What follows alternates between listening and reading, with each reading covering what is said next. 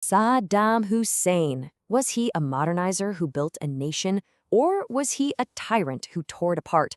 The crazy thing is, the answer is, well, it's both. Today, we're going to unravel the paradox of his rise, his absolutely brutal rule, and the chaotic legacy he left behind.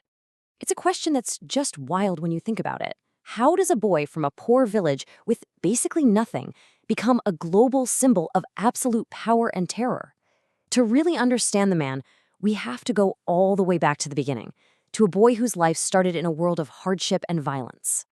So Saddam's journey didn't start in some palace. It began in a small, dusty village. And his character wasn't just born, it was forged in the fires of a brutal childhood in a region in complete and utter turmoil. I mean, from the moment he entered the world, Saddam's life was just marked by rejection and brutality. His father was gone before he was born. His mother, tragically, didn't want him.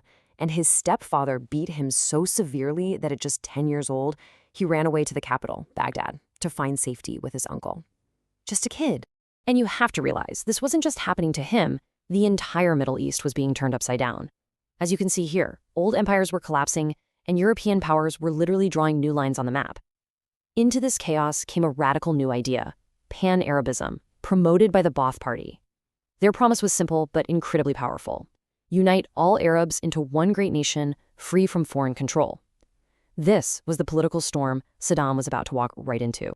So, in 1957, at 20 years old, Saddam found his calling.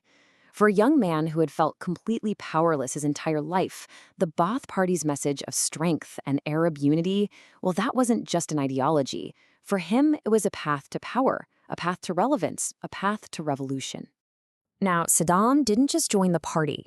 He was a natural at its ruthless politics. He began this methodical and brutal climb that would eventually take him to the absolute top of the Iraqi state. And what's really interesting here is how it shows his patient, calculated strategy. This was not a sudden grab for power. No way. It was a 20-year journey.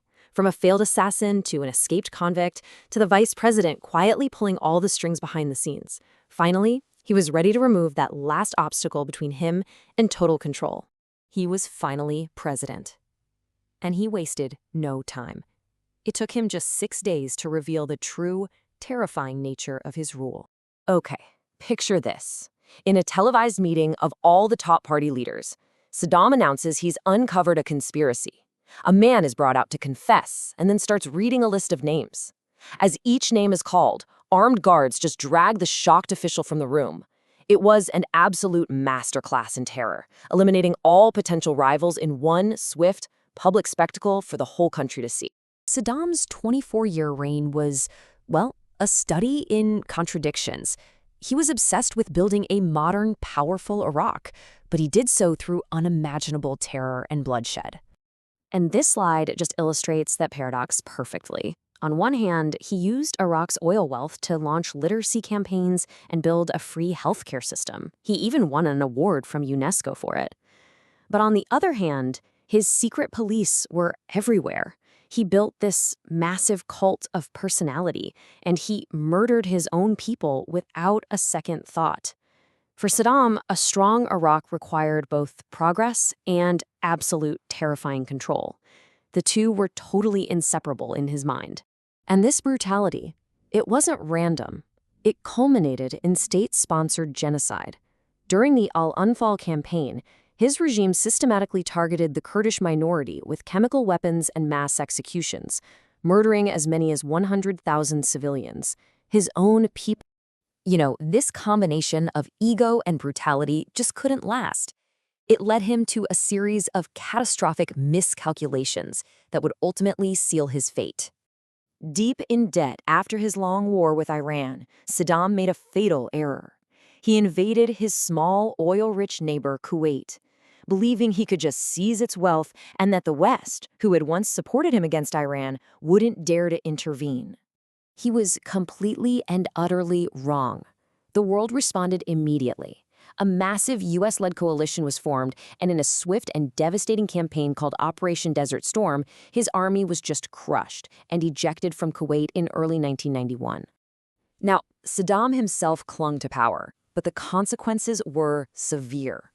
A decade of crippling international sanctions followed, which just devastated Iraq's economy.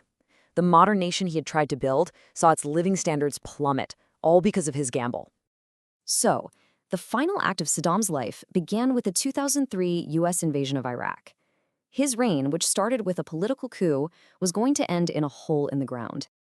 After the invasion, Saddam vanished. He became the most wanted man in Iraq, his face famously printed on the ace of spades in the deck of cards issued to U.S. troops to help them identify key members of his regime. The global manhunt ended after 8 long months. He wasn't found in a palace or a military bunker, but hiding in a small, underground hole near his hometown of Tikrit. The great dictator's reign came to a truly humiliating end. And what's truly bizarre is what happened next. His final days in captivity revealed an almost surreal side to the former strongman. His American guards reported he became a fan of the singer Mary J. Blige, was meticulous about his muffins, and spent his time tending a small garden and riding his exercise bike, which he affectionately called his pony. You just can't make this stuff up. Ultimately, the bizarre postscript to his life came to an end. An Iraqi tribunal held him accountable for his decades of atrocities. He was found guilty of crimes against humanity and sentenced to death by hanging, bringing his story to a legal and final conclusion. But the removal of Saddam Hussein did not bring the peace many had hoped for. The power vacuum his death created plunged Iraq into years of brutal civil war. That instability gave rise to extremist groups like ISIS and continues to shape the Middle East to this day. It leaves us with the final haunting question: what is the true cost of removing a tyrant?